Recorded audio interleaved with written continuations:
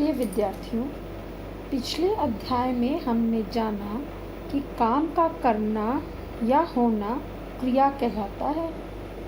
प्रत्येक क्रिया के होने के कोई न कोई समय अवश्य होता है। यह समय ही व्याकरण में काल कहलाता है।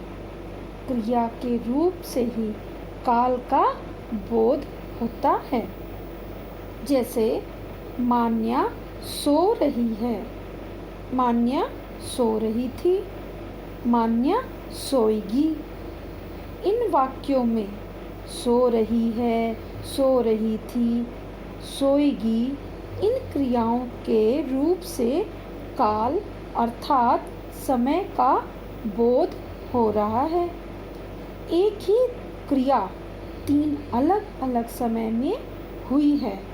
इस प्रकार हमने जाना कि क्रिया के जिस रूप से क्रिया के होने का समय का पता चले उसे हम काल कहते हैं। प्यारे बच्चों, काल के मुख्य रूप से 3 भेद होते हैं। पहला भूतकाल, मतलब बीता हुआ समय, जो समय बीत गया। दूसरा होता है वर्तमान काल, जो समय अभी चल रहा है। और तीसरा आता है भविष्य काल, मतलब आने वाला समय। बच्चों, इस जगह मैं आपको एक बात कहना चाहूँगी। हमें भूतकाल में हुए कामों से या कार्यों से शिक्षा लेकर अपना वर्तमान संभालना चाहिए, ताकि हमारा भविष्य उज्जवल हो सके। मतलब अगर यदि हमसे भूतकाल में कोई गलतियां हो गई हैं, किसी तरह की कोई हमसे भूल हो गई है, तो उससे हमें शिक्षा लेनी चाहिए, ठीक। और उस शिक्षा से लेकर वहाँ गलती सुधार करके हमें अपना वर्तमान सही करना चाहिए, ताकि हम उन्नति के पथ पर भविष्य में आगे बढ़ सकें, है ना। तो ये हुआ हमारा काल। और जैसा कि आपको पता है, कहा भी जाता है, पल पल इसका बड़ा कीमती, लौट कभी न आता, जो न इसका मोल समझता वह पीछे पछताता। अर्थात समय जो है वो बहुत ही कीमती है।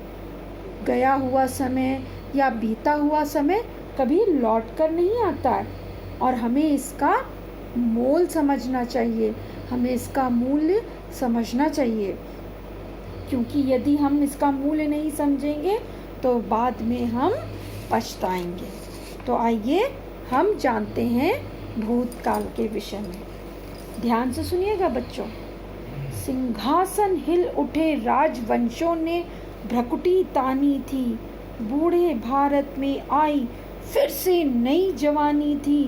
गुमी हुई आज़ादी की कीमत सबने पहचानी थी, दूर फिरंगी को करने की सबने मन में ठानी थी।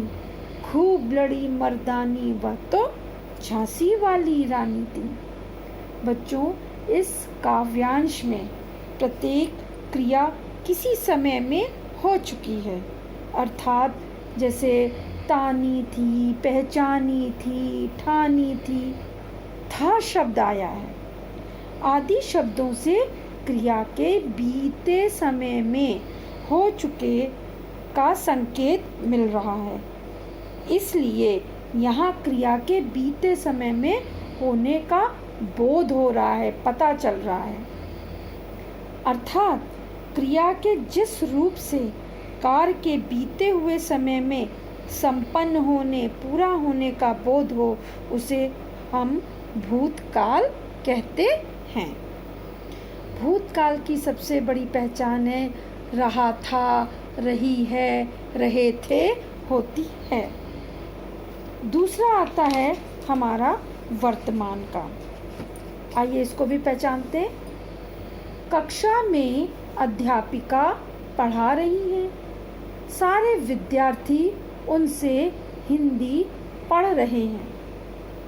रमेश अध्यापिका के प्रश्न का उत्तर दे रहा है। सभी विद्यार्थी ध्यान से सुन रहे हैं। कक्षा में सबकी पुस्तकें खुली हुई हैं।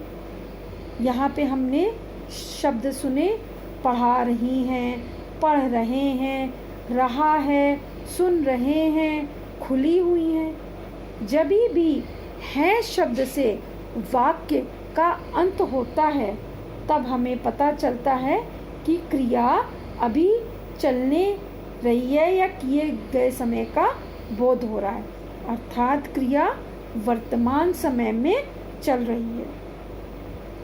क्रिया के जिस रूप से कार्य के वर्तमान समय में होने का बोध हो उसे वर्तमान काल कहते हैं।